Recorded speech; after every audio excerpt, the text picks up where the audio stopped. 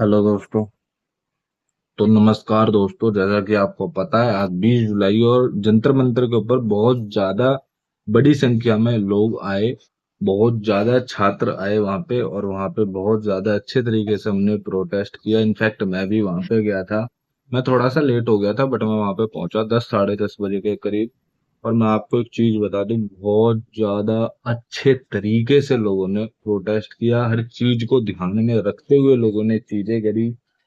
हर चीज को लोगों ने बहुत ज्यादा अच्छे तरीके से देखा, अच्छे तरीके से समझा, अच्छे तरीके से चीजों को करने की कोशिश करी, ताकि किसी भी चीज की कोई भी दिक्कत हम ना तो पुलिस वालों को दे, ना हम आपस में ही किसी प्रकार की कोई दिक्कत हमें हो। और मैं आपको बता दूं कि बहुत सारे लोग ऐसे ही गत्ते से सबकी हवा कर रहे थे। बहुत सारे लोग एक दूसरे को पानी पिला रहे थे, और बहुत सारी चीजें ऐसी हो रही थी जो मैं देख के शॉक्ड था कि भाई ऐसा भारत है हमारा, कि जहाँ हिंदू मुस्लिम सिख ईसाई ऑलमोस्ट सब एक साथ थे भाई। और सब एक ही नारा लगा रहे थे कि धर्मेंद्र प्रधान इस्तीफा दो, धर्मेंद्र प्रधान इस्तीफा दो। अब मेरे को ये रियलाइज हो रहा है कि भाई हमारा हक खुद के लिए खड़े होने का भी नहीं है। अगर हम खुद के लिए खड़े होंगे, अगर हम खुद के लिए आवाज उठाएंगे, या हम खुद की चीजों के लिए कोई बात सरकार से बोलेंगे, तो सरकार हमारी ये हालत कर दे।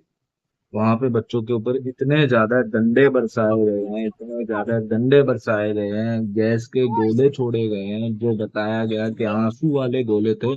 बट मैं तुम्हें बता दूं, उससे पूरी बॉडी पे इफेक्ट पड़ रहा था, सिर्फ आंखों पे नहीं, पूरी बॉडी पे इफेक्ट पड़ा। बता दूं कि गैस के गोले छोड़े गए वहां पे, और वो गैस के गोले बताए गए कि वो आंसू वाले गोले हैं, जो भी हैं। पर मैं बता दूं, उससे पूरी बॉडी में इफेक्ट हो रहा था।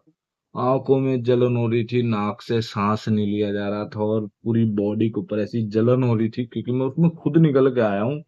और मैं तो बता रहा हूँ, बहुत बुरी तरीके से बच्चों को मारा गया। और मैं एक चीज और बताऊं कि भाई हमारा जो प्रोटेस्ट था, बहुत ज्यादा अच्छे तरीके से प्रोटेस्ट चल रहा था। इतने शांति से हम चीजों को कर रहे थे कि हमको ये पता था कि हम अपनी तरफ से कोई भी गलती नहीं करेंगे। हम सुबह से बैठे बैठे 3 साढ़े 3 बजे पुलिस वालों ने पता नहीं क्या सोचा क्या समझा, और मानता हूँ कि अपनी ड्यूटी निभा रहे थे। मैं रिस्पेक्ट करता हूँ कि हाँ भाई वो अपनी ड्यूटी निभा रहे थे, बट उन्होंने कुत्तों की तरह हमको मारा है, कुत्तों की तरह डंडे बरसाए हैं। और मैं कह रहा हूँ वो हालत करी है ना भाई, देखने दिखने लायक, कि हमको खुद शर्म आ रही है कि भाई हम ऐसी सरकार के राज्य में जी रहे हैं, जहां पे अगर हम खुद के लिए अपने हक के लिए लड़े ना, तो हमको कुत्ते की तरह मारा जाएगा, हमको अपने हक नहीं मिलेंगे।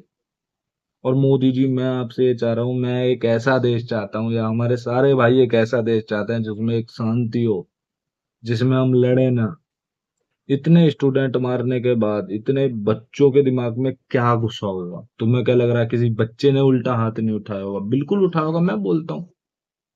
बच्चे कब तक पिटे? और अगर ये काम बच्चों ने किया, तो वही क्लिप दिखा के हमारे न्यूज चैनल वाले जो आपके खरीदे हुए हैं स्पेशली, वो ये दिखाएंगे, या अब ये बता रहे हैं कि वो बच्चे विद्रोह करने आए थे, या वो बच्चे आतंकवादी थे, वो बच्चे स्टूडेंट थे ही नहीं। मोदी जी, एजुकेशन मंत्री के साथ साथ आपसे भी देश नहीं चल रहा, वो साफ साफ दिखाई दे रहा है, क्योंकि आपके पास बोलने के लिए वो जो मुंह है, वो पता नहीं कहाँ जा चुका है।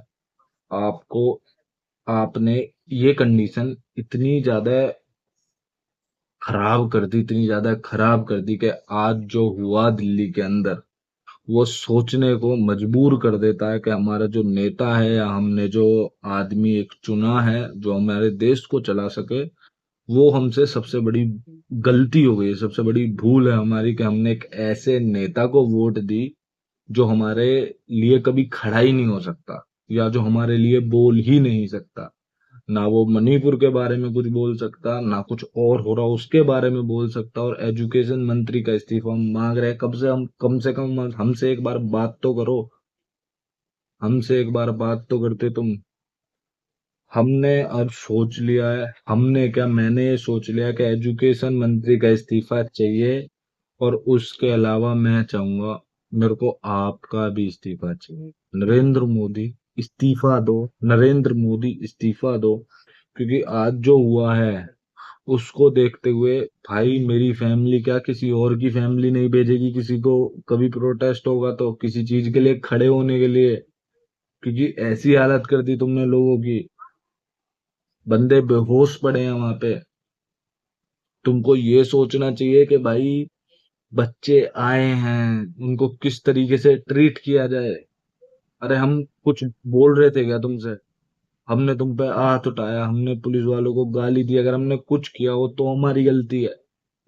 हमने किसी से कुछ नहीं बोला भाई, सब कुछ बहुत प्यार से कर रहे थे हम।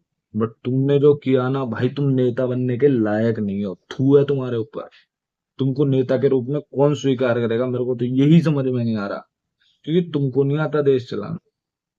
इतने टाइम से अगर एक जवाब दे देते तो आज जो दिल्ली में हुआ वो नहीं होता।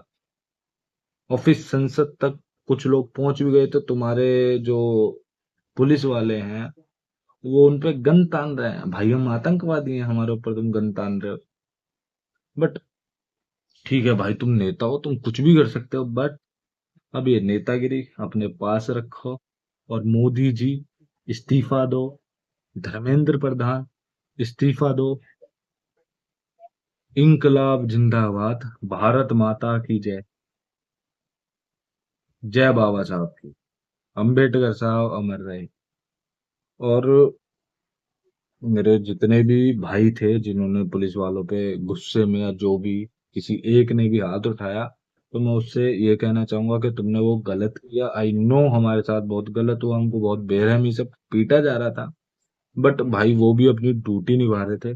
तो थोड़ा सा उनके बारे में सोचना, और आगे से अगर ऐसी चीज हो तो कोशिश करना कि बिल्कुल भी हमारी तरफ से ऐसी चीज ना हो। हालांकि गलती हमारी बिल्कुल भी नहीं थी, ये गलती हम बिल्कुल भी नहीं मानेंगे। और जितने भी बच्चों के साथ गलत हुआ, जितने भी बच्चों का सिर फूटा है, जितनों भी बच्चों की कंडीशन खराब है, सरकार उसका जवाब देगी। सरकार उन पुलिस वालों के खिलाफ एफआईआर दर्ज करी। खैर उन पुलिस वालों का होगा क्या, सबसे बड़ी बात ये भी सुनो यार, उन पुलिस वालों का कुछ नहीं होगा, क्योंकि भाई किसी भी पुलिस वाले ने अपनी नाम की जो प्लेट होती है, जो नेम प्लेट होती है भाई, थी ही नहीं। मेरे को ये समझ में नहीं आ रहा कि वो सच में पुलिस वाले थे भी। भाई मेरे को ये भी शक है कि वो पुलिस वाले नहीं थे।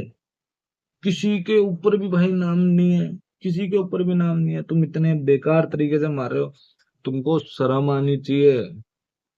भाई तुम्हारे बच्चे भी पढ़ाई कर रहे होंगे, सिर्फ एजुकेशन सिस्टम की वजह से ये चीजें हुई हैं आज। पर ठीक है, जो भी है बहुत अच्छी बात है। बस मैं मोदी जी से यही निवेदन कर रहा हूँ कि तुम इस्तीफा दो, तुम देश चलाने लायक नहीं हो। ठीक है, हम ऐसा देश चाहते हैं जिसमें हम खुल के जी सके, खुल के सांस ले सके, और एक दूसरे का साथ दे भी सके। इनफैक्ट हम सिर्फ धर्म के हिसाब से अगर आप चीजें चलाना चाहो कि हाँ जो राम को लाए थे हम उनको लाएंगे, भाई हम रिस्पेक्ट करते हैं, पर तुम्हारी औकात नहीं है कि तुम राम को ले आओ। भाई वो भगवान है, वो किसी के लाने से नहीं आ सकता। ठीक है, वो है तो वो खुद के लिए है, उसको तुम नहीं लेके आ सकते। ये धर्म के नाम पे जो तुम चुनाव करके, इधर उधर की चीजें करके, हर बार जनता को बेवकूफ बना के चीजें कर लेते हो ना, ये अब नहीं चलेंगी। मैं भी राम को मानता हूँ, मैं भी भगवान को मानता हूँ। मैं बहुत पूजा करता हूँ, मेरे जितनी मुझे लग रहा है कि अंधभक्त भी नहीं करते होंगे। ठीक है, और ये जो तुम्हारी मीडिया है, गोदी मीडिया जिसको हम कहते हैं, इस मीडिया को भी थोड़ा सा समझाओ, वरना ऐसा होगा कि ये न्यूज चैनल तो रहेंगे बट इनको देखने वाला कोई नहीं होगा।